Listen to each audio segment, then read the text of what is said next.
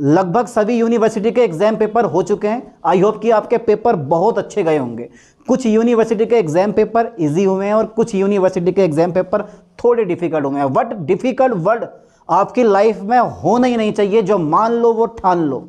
तो ये पेपर है हमारा बीएससी 6 सेमेस्टर केमिस्ट्री का और मां शाकंभरी यूनिवर्सिटी सहारनपुर का पेपर है, जिसको शॉर्ट में बोलते हैं एमएसयू। और जिन बच्चों ने इस यूनिवर्सिटी में एग्जाम पेपर दिए हैं अपनी आंसर की चेक कर लें और यह चेक कर लें कि किस क्वेश्चन का ऑप्शन सही लगा कर आए हैं और किस क्वेश्चन का ऑप्शन गलत लगा कर आए हैं। पेपर सेकंड का नाम है chemical energies and radio chemistry. चलिए साहब मैं पहला क्वेश्चन स्टार्ट करवा देता हूं, ठीक है।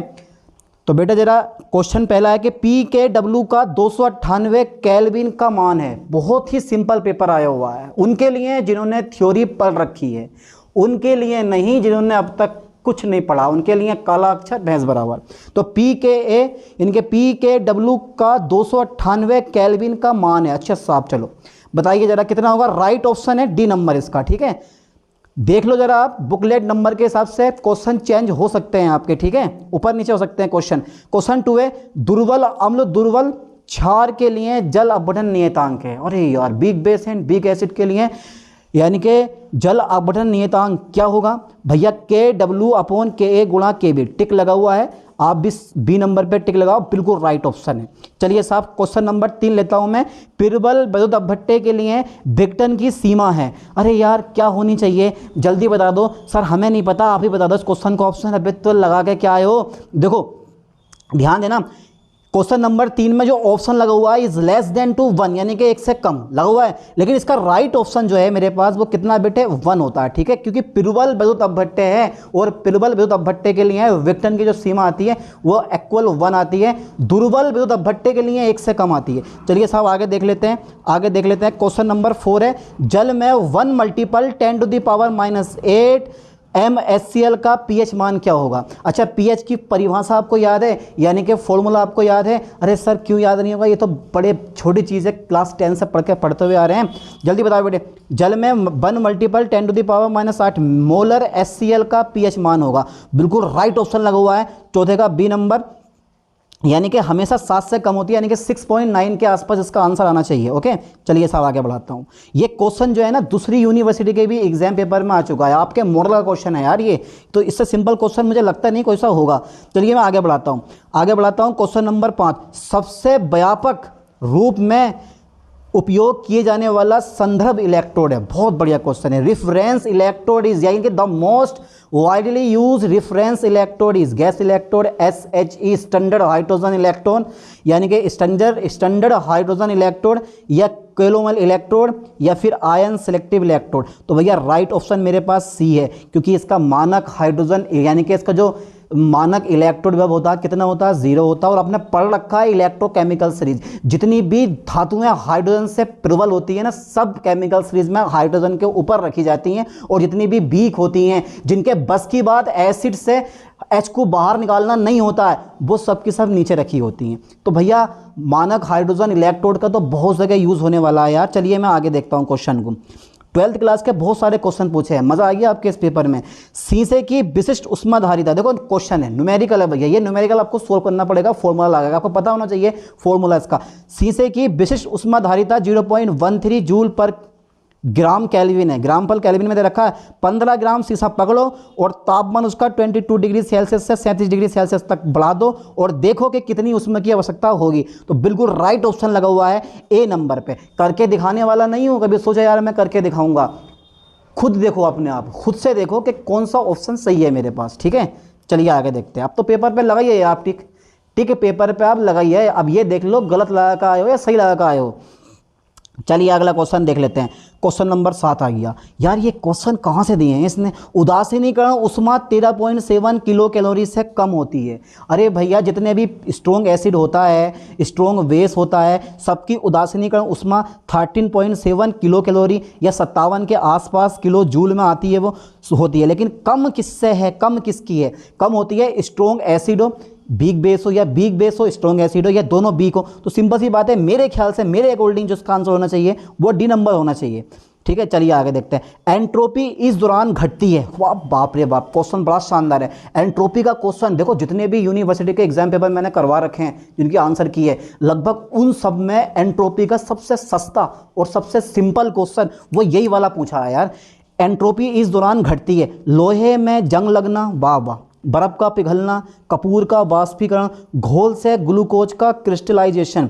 अरे सर क्या लग रहा है इसका option? Is a right option D number. ठोको आप भी, तुम भी ठोको डी नंबर। चलिए साथ आगे देखते हैं। क्वेश्चन नंबर 8 पूरा हो गया। क्वेश्चन नंबर 9 है, उष्माक्षेपी अभिक्रिया में एंथैल्पी परिवर्तन होता है। बच्चा इसका ऑप्शन राइट लगा के आया होगा। ऐसे क्वेश्चन अगर पेपर में आने लगे तो पूरे नंबर आएंगे यार, पूरे नंबर ले आओगे आप लोग। तो उष्माक्षेपी अभिक्रिया में एंथैल्पी में परिवर्तन होता है, निगेटिव होता है, बिल्कुल राइट ऑप्शन है एकदम। हैश का नियम संबंधित है। हैश का नियम संबंधित है। हैश का नियम किस किस को याद है? किस किस ने थ्योरी पढ़ रखी है? जिसने थ्योरी पढ़ी होगी हैश का नियम याद होगा। सिंपल सा होता है हैश का नियम, ठीक है। चलिए साहब, इसका राइट ऑप्शन मेरे पास कौन सा है बेटा? ए नंबर ही है, ठीक है। चलो आगे बढ़ाते हैं। देखो हो सकता है कि यार एक आधा क्वेश्चन का ऑप्शन गलत हो जाए, ठीक है। आप चेक करते रहना, कभी यार एक आधा क्वेश्चन का ऑप्शन गलत हो जाए। चलिए साहब, क्वेश्चन नंबर 11 देखते हैं। एक आदर्श गैस के लिए Cp एवं Cv इस प्रकार संबंधित है। Cp माइनस Cv बराबर R, सबको पता होगा, आगे बढ़ने की जरूरत नहीं है, ए नंबर लगा दे रहा हूँ। Cp minus Cv equal to R। बहुत सिंपल क्वेश्चन पूछा है यार, बड़ा सिंपल सा क्वेश्चन। ये तो बिल्कुल फ्री का नंबर है, ऐसा मान लो, ये तो सभी को पता होना चाहिए यार। निम्नलिखित में से किसका तापमान घटता है? बहुत बढ़िया। निम्नलिखित में से किसका तापमान घटता है? अच्छा ये बताइए आप, ये 4 प्रोसेस हैं। एडियाबैटिक एक्सपेंशन है, ठीक है, आइसोथर्मल कंप्रेशन है, आइसोथर्मल एक्सपेंशन है, एडियाबैटिक कंप्रेशन है। ये चारों की चारों प्रोसेस किस साइकिल में होती हैं? उस साइकिल का नाम याद है आपको? अरे ज़रूर याद होगा भैया, कार्नोट साइकिल में इसका यूज़ होता है, यानी कि कार्नोट साइकिल जो आती है ना उसमें इसका यूज़ होता है, ठीक है। तो रुद्रोष्म जब विस्तार होता है ना तो उस दौरान ताप क्या होता है? हमारा घट जाता। तो सिंपल सी बात है, इसका बी नंबर में मैंने टिक लगा दिया, बेझिझक, ठीक है। आगे बढ़ते हैं।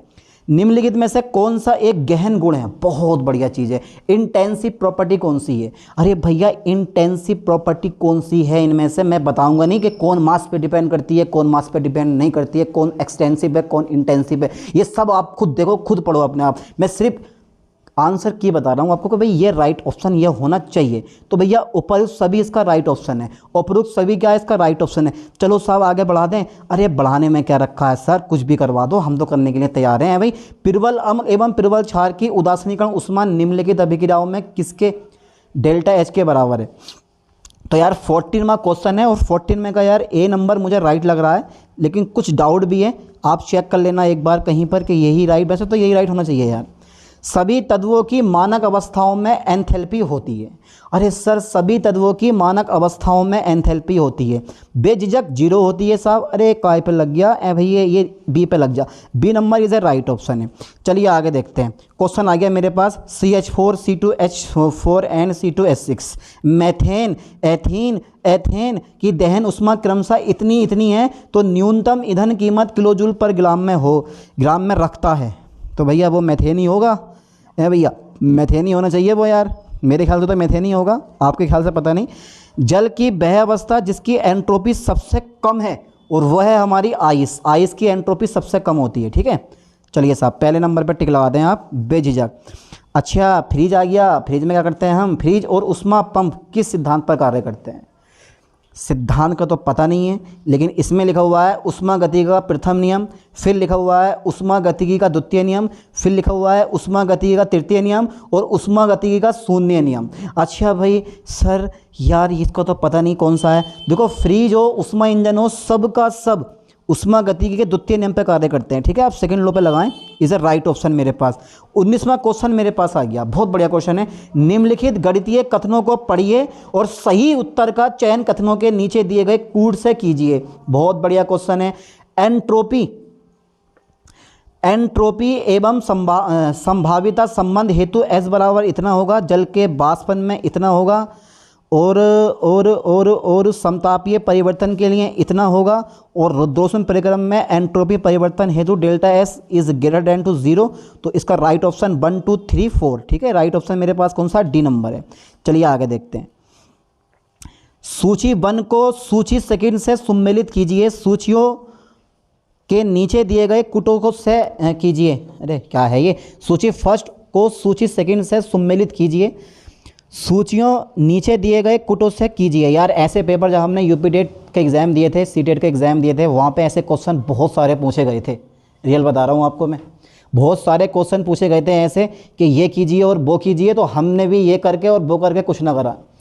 सूची फर्स्ट है तुम्हारे पास, तो देखो पहला ऑप्शन अगर हमें मिल गया ना, पहला ऑप्शन अगर हमें मिल गया तो सही बता रहा हूँ, आप बिल्कुल राइट आंसर दोगे। बस पहला ढूंढ लो, जो डेल्टा G0 है ना हमारा, वो पता है किसके बराबर होगा? अच्छा सर, इस डेल्टा G0 जो है ना, वो बराबर होता है माइनस RT log K के बराबर होता है, ठीक है। यानी कि डेल्टा G0 गिब्स ऊर्जा में जो परिवर्तन होता है वो बराबर होता है माइनस RT log K के बराबर। अच्छा, अब चेक कर लो कि भाई अगर मेरे पास A का कौन सा नंबर होना चाहिए बेटे, मेरे पास ध्यान दो, A का मेरे पास थर्ड नंबर है।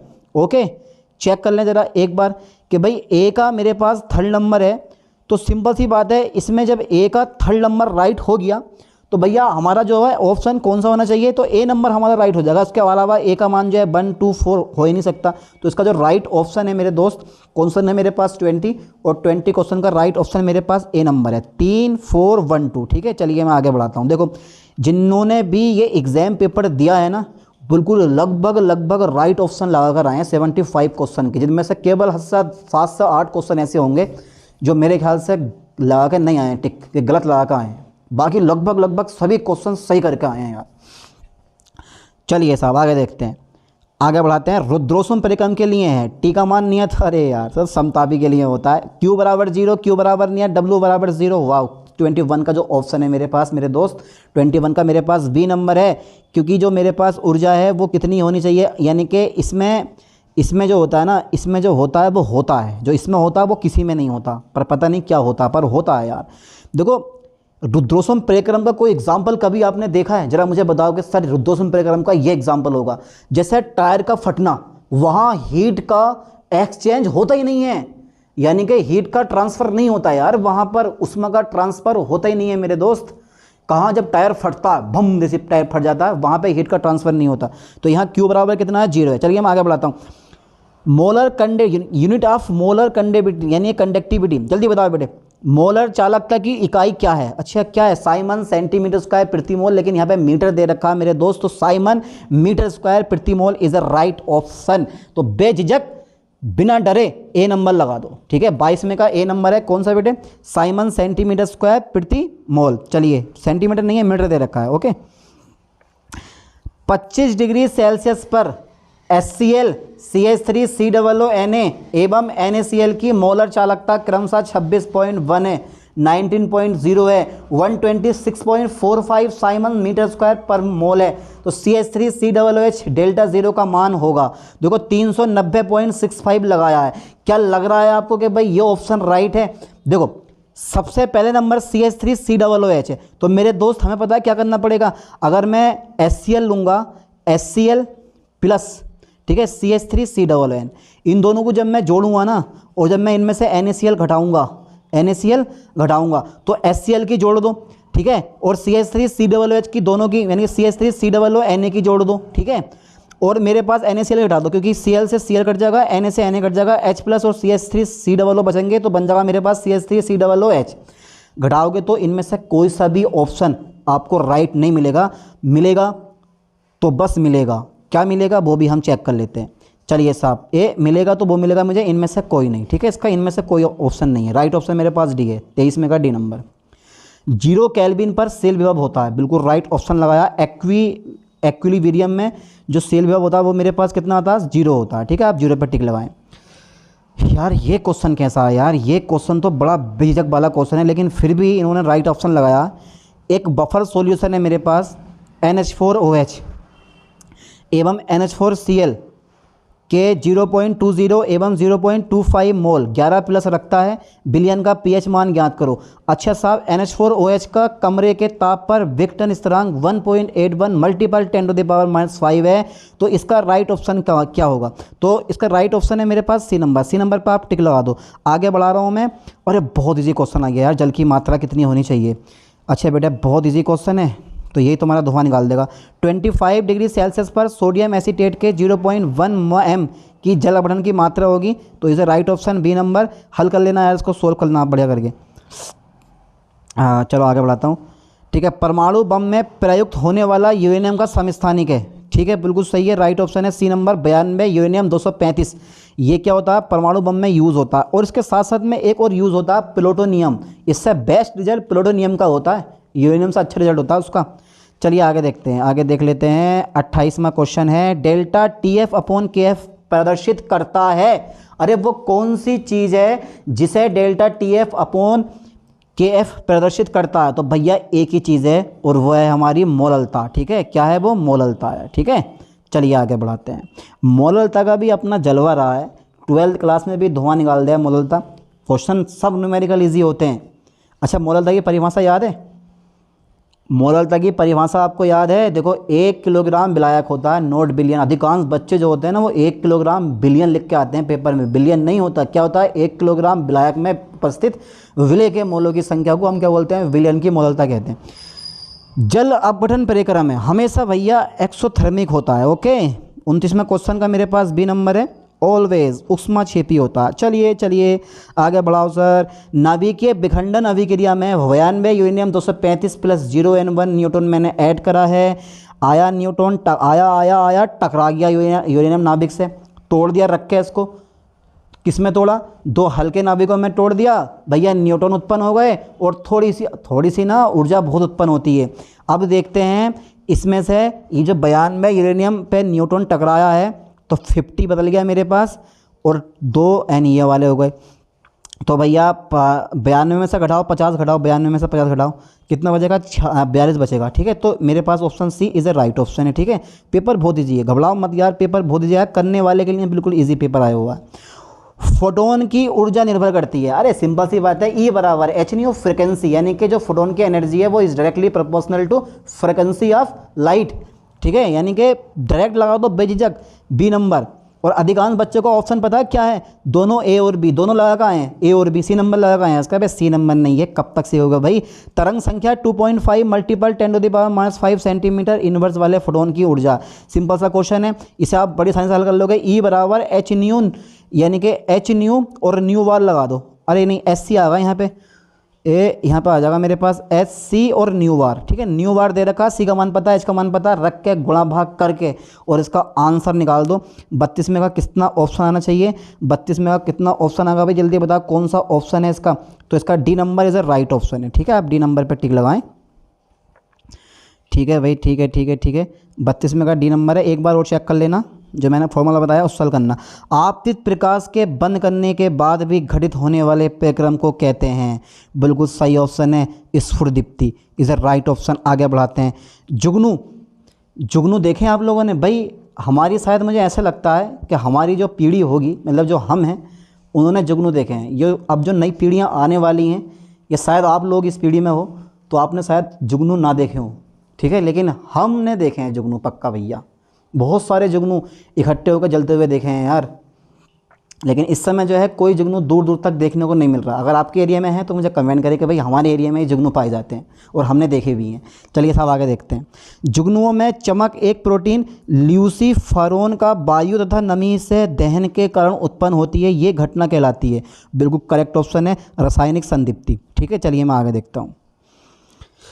प्रकाश रासायनिक अभिक्रिया H2 + Br2 change to 2HBr के लिए क्वांटम लब्धि एंथैल्पी है 0.01। कहीं भी 0.01 ऑप्शन नहीं दे रखा है, मतलब इनमें से कोई नहीं इज ए राइट ऑप्शन। आगे बढ़ाता हूँ।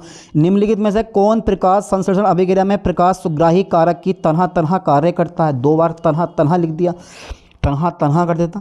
तो ये जो ऑप्शन है मेरे पास वो कौन सा ऑप्शन है? Right, chlorophyll. Chlorophyll is a right option इस क्वेश्चन, यानी कि दिस क्वेश्चन। ठीक है, चलिए मैं आगे देखता हूँ। निम्नलिखित में से कौन विकिरण विहीन संक्रमण नहीं है? अरे भैया, विकिरण विहीन संक्रमण नहीं है। 37 में का क्या ऑप्शन लग रहा है भैया आपको? फ्लोरोसेंस, और भैया क्या लग रहा है? Inter system crossing none of this international conversion. यार क्या ऑप्शन होगा इसका भैया? इस क्वेश्चन ने तो दिमाग घुमा दिया यार। 36 का कौन सा ऑप्शन है भैया, आप बता पाओगे? अरे भैया ये सही तो लगा हुआ, पृथ्वी दीप्ति। चलिए आगे बढ़ाता हूँ मैं। ठीक है, बड़ा ही सड़ा हुआ क्वेश्चन है यार ये तो, इसने तो दिमाग ख़राब कर दिया। तो क्या ऑप्शन होना चाहिए? अणु। ठीक है, प्रकाश की ऊर्जा अवशोषित करता है, S1 बनाता है, फिर अंतरा तंत्र लंघन, T1 विकिरण संक्रमण, S एस नोट उपर्युक्त तंत्र का उपयोग किया जाता है स्फुर दीप्ति में, प्रति दीप्ति में और भैया प्रकाश सुग्राहीकरण हेतु निम्न में से कोई नहीं। तो इसका राइट ऑप्शन जो है मेरे पास वो सी नंबर है, प्रकाश सुग्राहीकरण हेतु। चलिए आगे बढ़ाते हैं 39वां क्वेश्चन। अभिक्रिया 2Hi plus H2 plus I2 यानी कि 2Hi change to H2 plus I2 की क्वांटम दक्षता 2 है। क्वांटम दक्षता हमें दे रखी है। यदि किसी प्रयोग में Hi के 0.05 मोल टूटते हैं तो अवशोषित हुए फोटोनों की संख्या ज्ञात कीजिए। तो यार इसका 39वें का जो राइट ऑप्शन है, 39वें क्वेश्चन का जो राइट ऑप्शन है वो ए नंबर आएगा। अब कैसा आएगा, बस कुछ नहीं करना है, इस 0.05 मल्टीपल कर देना 6.023 गुणा 10⁻23 से, आपका आंसर निकल आएगा ये वाला। ठीक है, तो कोशिश किया करो यार निकालने की। तो राइट ऑप्शन ए नंबर है इस क्वेश्चन का, ध्यान देना। चलिए मैं आगे बढ़ाता हूँ। पूर्णतः आयनित K3FeCN का होल 6 का बांट हाफ गुणांक है। बांट हाफ गुणांक तो बहुत बढ़िया होता है, ये पूर्णतः आयनित है। अगर मैं K3FeCN के होल 6 को तोड़ूंगा ना तो 3 पे क्या आएगा बेटे, मेरे पास K प्लस आएगा और प्लस में मेरे पास कितना आ जाएगा, FeCN का होल 6। ठीक है, और 3 माइनस इसके ऊपर आएगा। ठीक है, ओके ओके सर, 3 माइनस क्या आएगा बेटे, इसके ऊपर आ जाएगा। चलिए साहब आगे देखते हैं। तो कितने आयन मेरे पास मिल गए, 3 K प्लस के मिले हैं और एक मिला है FeCN के होल 6 3 माइनस आयन के। ठीक है, तो सिंपल सी बात है मेरे दोस्त, यहाँ पर 3 और 1 4 बैठ रहे हैं, तो 4 ऑप्शन बिल्कुल राइट लगा हुआ। देखो कितना इजी तरह से इन्होंने क्वेश्चन बनाया। राइट ऑप्शन कौन सा है बेटे, 4 है। चलिए साहब आगे देखता हूँ मैं। 41वां क्वेश्चन है, बिलियन का कौन सा जोड़ा, बिलियन का कौन सा जोड़ा समपरासारी है। अरे यार बिलियन का कौन सा जोड़ा समपरासारी है, बिलियन का कौन सा जोड़ा समपरासारी है। तो 0.1 m ग्लूकोज और 0.1 m यूरिया। बी नंबर है 0.1 m ग्लूकोज और 0.1 m NaCl। सी नंबर है 0.1 m KCl और 0.1 मैग्नीशियम क्लोराइड। और ये सभी, तो ऑप्शन नंबर पे ये सभी तो हो नहीं सकते। क्यों नहीं हो सकते उसका भी मैं रीज़न दे रहा हूँ। देखो ग्लूकोज कभी आयनों में टूटता नहीं है, और जो बी नंबर की बात कर रहा हूँ मैं, तो ग्लूकोज कभी आयनों में टूटता नहीं है। जो मेरे पास सोडियम क्लोराइड है, ये दिख रहा है ना सोडियम क्लोराइड, अरे साहब क्यों नहीं दिखाई देगा, पक्का दिखाई दे रहा है। ठीक है, तो 0.1 m ग्लूकोज और 0.1 m नमक, तो ये तो कभी ऑप्शन राइट होगा नहीं। सी नंबर देखो यहाँ पे कितने आयन है, K का 1 Cl का 1 2 हो गए, MgCl2 में 3 हो रहे हैं, तो ये भी नहीं होगा।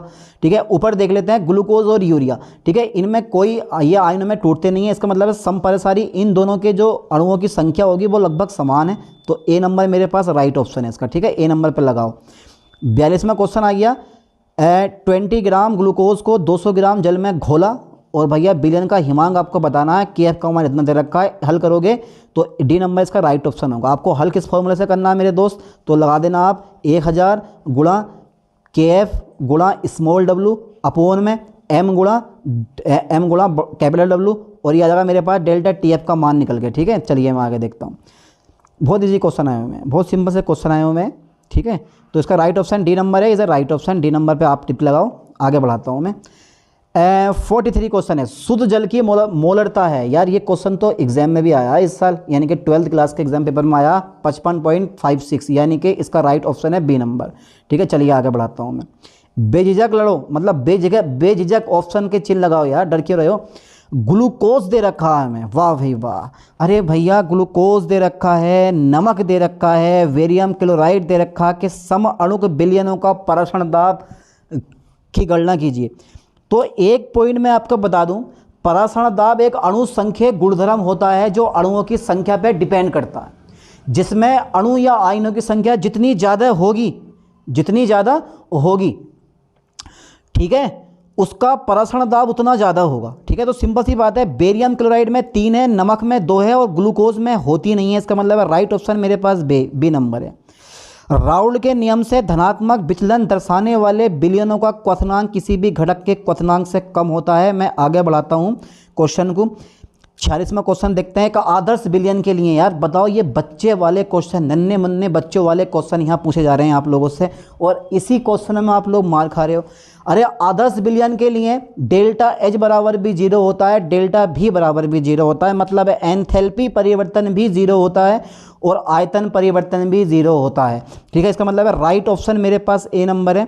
आगे बढ़ाते हैं क्वेश्चन को। 47वां क्वेश्चन आ गया।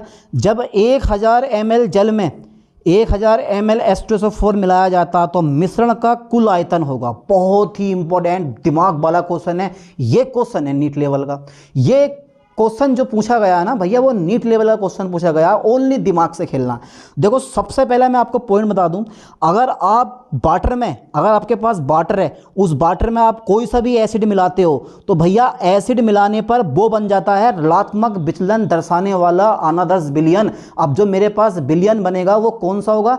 ऋणात्मक विचलन दर्शाने वाला अनादर्श विलयन होगा। और आप जानते हो कि विलयन का कुल आयतन जो होता है, वो जो विलयन में अवयव होते हैं विलेय और विलायक, उन दोनों के आयतनों के योग से कैसा होता है, कैसा होता है बेटा? कम होता है। ये ध्यान देना। तो उसका मतलब है, इसका मतलब ये हुआ कि मेरे दोस्त यहाँ 2000 ml से कैसा होगा? कम होगा। अधिकांश बच्चों का ऑप्शन ए है, बेझिझक कोई दिक्कत नहीं है, सबका ऑप्शन ए ही होगा, लेकिन इसका राइट ऑप्शन जो है वो कितना है मेरे पास? बी नंबर है, 2000 ml से कम। ओके चलिए मैं आगे देखता हूँ।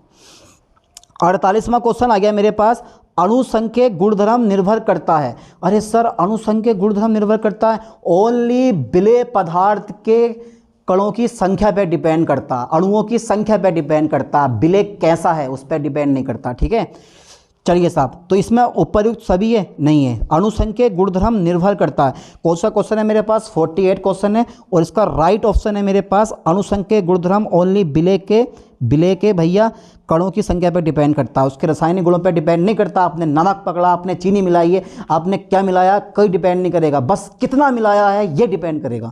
चलिए आगे देखते हैं इस चीज़ को। क्वेश्चन नंबर 49 आ गया मेरे पास, जल के लिए मोलर अवनमन स्थिरांक की गणना कीजिए। बेझिझक जल का मोलर अवनमन स्थिरांक 1.86 केल्विन किलोग्राम पर मोल आता।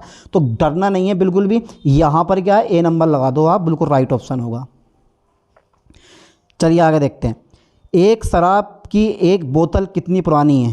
हाय हाय हाय, शराब की एक बोतल कितनी पुरानी है यार? होगी यार, जो पीते होंगे ना पता होगा। एक शराब की एक बोतल कितनी पुरानी है? यदि उसमें ट्राइटियम 1s3 की सक्रियता नई शराब की बोतल की तुलना में 25% है। इसका अर्धायुकाल दे रखा, आपको सोल्व करके ये 25 वर्ष इसका आंसर आएगा। राइट ऑप्शन 25 वर्ष है। ठीक है चलिए आगे बढ़ाता हूँ मैं। 51 पे आ गया मैं। अच्छा 1d2 + 1t3 2He4 बनाते हैं, 0N1 बार होता है, एनर्जी बार होती है। ये रिएक्शन क्या है? नाभिकीय संलयन की है, नाभिकीय विखंडन की है, कृत्रिम रेडियो एक्टिवता की है, ये रेडियो एक्टिव 6 की है। तो जो ये रिएक्शन है मेरे पास, ये किसकी है बेटा? ये नाभिकीय संलयन की है। ठीक है, इसे राइट ऑप्शन क्या है इसका?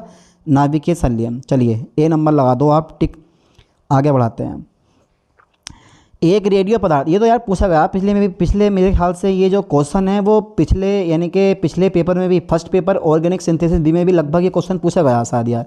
एक रेडियो एक्टिव पदार्थ 90X232 नाभिकीय 6 के पश्चात एक स्थिर तत्व 82Y208 देता है। इस प्रक्रिया में उत्सर्जित अल्फा तथा बीटा कणों की संख्या होगी 6 और 4 होगी। ठीक है ओके ओके ओके, 6 अल्फा होंगे 4 बीटा होंगे।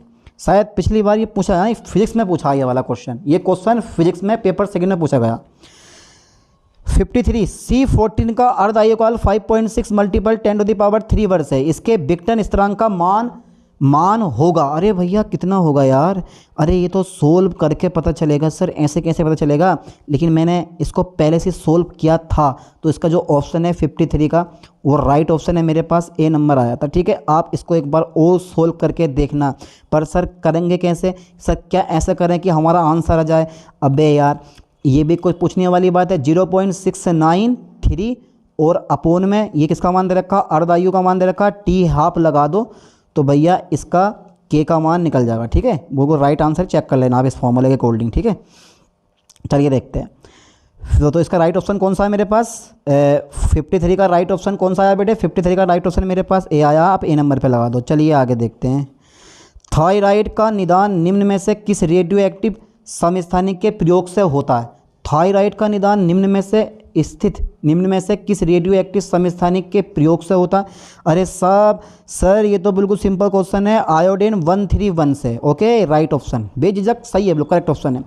गीगर मूलक नली है। अरे अच्छा गीगर मूलक नली है यार, गीगर मूलक या गाइगर मूलर नली, इससे हर एक यूनिवर्सिटी के जितने भी अब तक एग्जाम पेपर हुए हैं, चाहे वो MJPRU के हों या आगरा यूनिवर्सिटी के हों या कानपुर यूनिवर्सिटी के हों, सब में यार गाइगर मिलर ठीक है, और जो तुम्हारे पास काउंटर है ट्यूब है ये वाली, इससे एक ना एक क्वेश्चन पूछा गया, ठीक है। तो गैस आयनित कक्ष, गैस आयनित कक्ष, B number is a right option.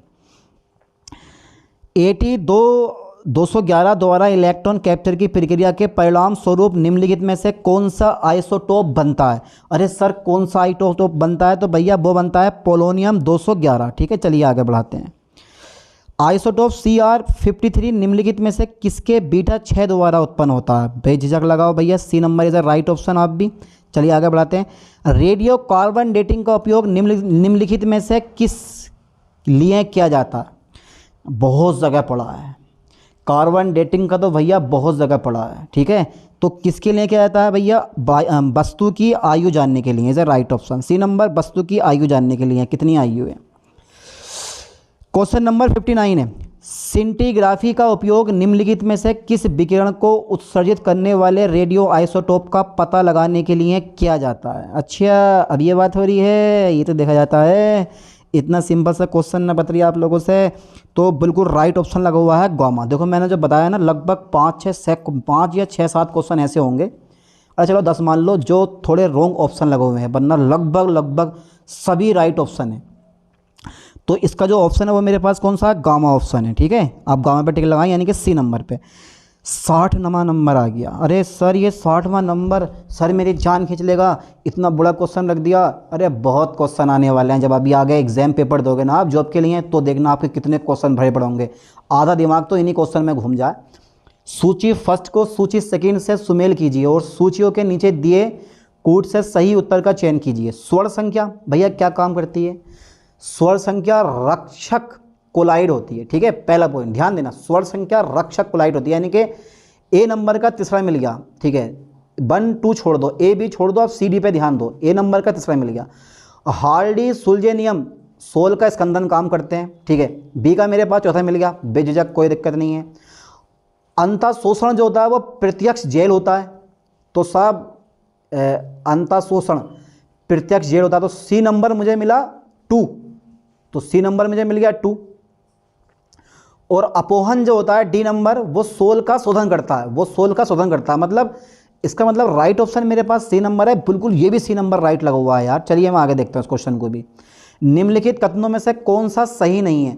दाब बढ़ाने से अधिशोषण बढ़ता है, ताप बढ़ाने से अधिशोषण की मात्रा कम हो जाती है, अधिशोषण एक प्रति या बहुप्रति हो सकता है, अधिशोषण का कण आकार अधिशोषण को प्रभावित नहीं करता। अरे भैया ऐसे यही इस क्वेश्चन का ऑप्शन ए नहीं है। 61 का जो क्वेश्चन है मेरे दोस्त वो है डी नंबर, ठीक है। D number is a right option, कि भैया यही गलत है, ये फॉल्स क्वेश्चन है, ठीक है। चलिए आगे देखते हैं। तो अब हमारा क्वेश्चन आ गया 61 हमारा क्वेश्चन हो गया। चलिए साहब आप 62वां क्वेश्चन देख लेते हैं। निम्नलिखित में से कौन सा कथन भौतिक शोषण की सीमा के संबंध में सत्य है? अरे वाह भाई वाह, तो भैया D option is a right option है। आप भी डी पे बेझिझक लगाओ, ठीक है। D number is a right option. चलिए मैं आगे बढ़ाता हूँ। द्रव स्नेही कोलाइड की सुरक्षात्मक शक्ति को निर्धारित करने के लिए इस्तेमाल किया जाने वाला शब्द है। अरे भैया यार द्रव स्नेही कोलाइड इतना पावरफुल होता है, स्टेबल कंपाउंड्स होते हैं, यानी कि स्टेबल पदार्थ होते हैं या सोल होते हैं, जो भी होते हैं, कोलाइड होते हैं। और उससे जो कम स्टेबल होता है ना, वो होते हैं द्रव विरोधी कोलाइड, जिसको आप बोलते हो लायोफोबिक कोलाइड। यानी कि स्वर्ण संख्या इज ए राइट ऑप्शन। द्रव विरोधी कोलाइड को ये स्वर्ण संख्या बचाकर रखेगी। चलिए आगे देखते हैं। निम्नलिखित में से कोलाइड का कौन सा गुण कणों के आवेश पर निर्भर नहीं करता? राइट ऑप्शन है टिंडल प्रभाव, बिल्कुल सही है। ये सब 12th वाले क्वेश्चन है। 65वां नंबर आ गया, किसी द्रव का दूसरे द्रव में परिक्षेपण कहलाता है, इमल्सन या पायस, बिल्कुल राइट ऑप्शन सी नंबर है। आप भी सी पे लगाओ बेझिझक। द्रव स्नेही कोलाइड विलयन द्रव विरोधी कोलाइड विलयन से अधिक स्थायी है, क्योंकि द्रव स्नेही कोलाइड विलयन के कण भारी होते हैं, विलयित होते हैं, धनावेशित होते हैं, ऋणावेशित होते हैं, तो सोल वेटेड होते हैं, यानी कि इसका राइट ऑप्शन है बी नंबर, ठीक है। चलिए आगे बढ़ाते हैं। निम्नलिखित में से कौन सा बल भौतिक अधिशोषण में शामिल है? तो विद्युत चुंबकीय बल कैसे लग जाएगा? किसी कीमत पे भी विद्युत चुंबकीय बल लगने वाला नहीं है। न तो गुरुत्वाकर्षण बल लगेगा, न चुंबकीय बल लगेगा, तो लगेगा कौन सा? वंडरवाल बल। यानी कि अधिशोषण का ना, भौतिक अधिशोषण का मैं तुम्हें एग्जांपल बताऊं सिंपल सा। आप बाइक लेके देखो, भारत एक धूल प्रधान देश है, ये पता होना चाहिए। भारत के हर एक हिस्से में धूल मिलेगी तुम्हें, आप कितनी भी वीआईपी जगह चले जाओ, कहीं ना कहीं आपको धूल खाने पक्का मिल जाएगी। तो आपके कपड़ों पे धूल जम जाती है, आपकी बाइक पे, आपकी कार पे धूल जम जाती है। फिर बाद में आपको सपा करते हो तो बड़ी आसानी से वो सपा हो जाता है। वही तो अधिशोषण होता है हमारा, भौतिक अधिशोषण होता है। तो ये जो धूल और पदार्थ के बीच में जो फोर्स काम करता है वो बंडल वार फोर्स होता है, और ये फोर्स बहुत ही कमज़ोर होता है बेचारा। ठीक है, चलिए साहब, इसका राइट ऑप्शन क्या है मेरे पास, D number is a right option. मैं आगे बढ़ाता हूँ। ऋण आवेशित सोल AS2, देखियो कहाँ लिखा है इसने, एस कहाँ लिखा है इसने दूसरे ने, ये लगाओ अंदाज़ा, ये AS2 S ऊपर होना चाहिए था, आर्सेनिक सल्फाइड है ये। AS2S3 सोल के स्कंदन के लिए निम्नलिखित में से कौन सर्वाधिक प्रभावी विद्युत अपघट्य है? भैया जिसकी संयोजकता बैलेंसी सबसे ज़्यादा होगी वही सबसे प्रभावित विद्युत अपघट्य होगा और सबसे जल्दी खराब करेगा किसी भी कोलाइड सॉल्यूशन को। तो भैया मैग्नीशियम क्लोराइड Mg2+ होते हैं, के पास प्लस होता है, सोडियम के पास प्लस होता है, के पास प्लस होता है। तो राइट ऑप्शन जो मेरे पास है वो है भैया Mg। चलिए देखते हैं MgCl2, 68 में का बी नंबर। चलिए साहब 69 क्वेश्चन आ गया। 25 डिग्री सेल्सियस पर 10⁻³ नॉर्मल H2SO4 का pH है 2.7 के आसपास में होता है, हो सकता है इससे थोड़ा कम हो। समीकरण pH बराबर pK प्लस log सल्फाई एसिड कहलाती है भैया हेंडरसन हैसेल ब्लॉच समीकरण। ठीक है, चलिए आगे देखते हैं। अनंत अनुता पर सिल्वर नाइट्रेट की 25 डिग्री सेल्सियस पर तुल्यांक चालकता 133 ओम इनवर्ट सेंटीमीटर स्क्वायर तुल्यांक की है। तनु विलयन में Ag प्लस आयनों का अभिगमनांक 0.46 है। NO3 आयनों की तुल्यांक की चालकता होगी, पता नहीं क्या होगी, चेक करो जरा, आप खुद से निकालो, देखेंगे बाद में इस क्वेश्चन को। पहला नेक्स्ट क्वेश्चन देखते हैं हम। ठीक है, तो 72वां क्वेश्चन मेरे पास आ गया। हाइड्रोजन परमाणु द्वारा किसी विलयन का pH ज्ञात करने का समीकरण है। तो बिल्कुल राइट ऑप्शन है pH इक्वल टू E/0.0591, यानी कि इसका ए नंबर राइट है। ठीक है, इस क्वेश्चन का 72 में का A number is a right option. आप भी ए नंबर पे लगाओ, बेझिझक लगा दो। ठीक है, डरो मत यार, घबराओ मत, मैं आपके साथ हूँ। चलिए साहब 43वां, 4 अम्ल PQR और S के pKa के मान 25 डिग्री सेल्सियस पर क्रमशः 3, 4, 5 तथा 6 है। इनमें से कौन सा अम्ल प्रबलतम है?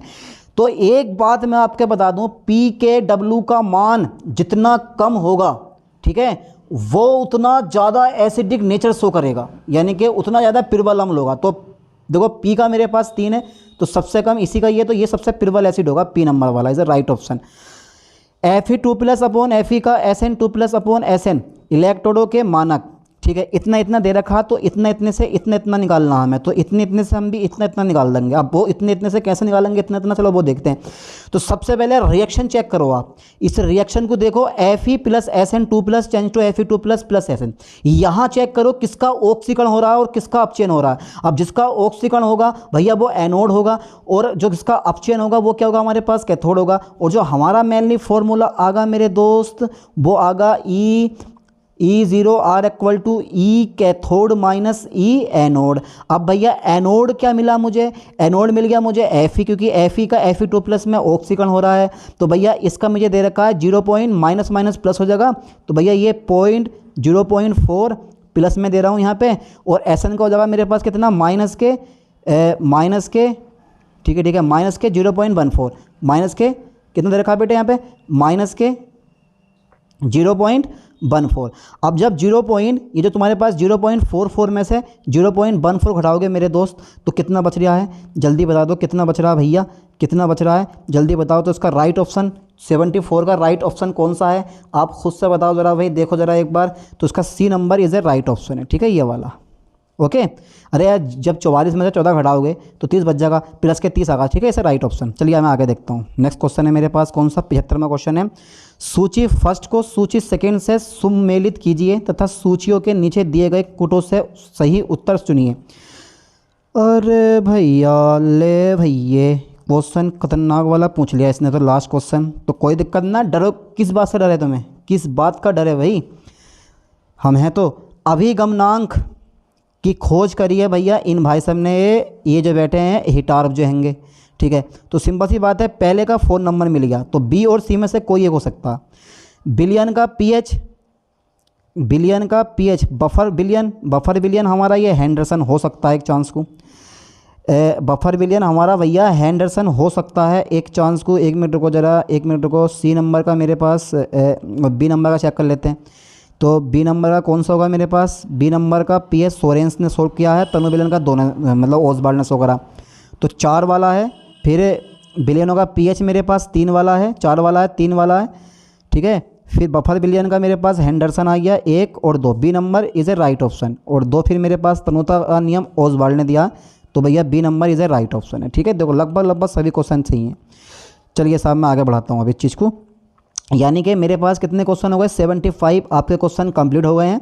और आप इसमें से चेक कर लें कि आप कौन से क्वेश्चन का ऑप्शन लगा कर आए हैं, सही लगा कर आए हैं या गलत लगा कर आए हैं, आप चेक कर लें।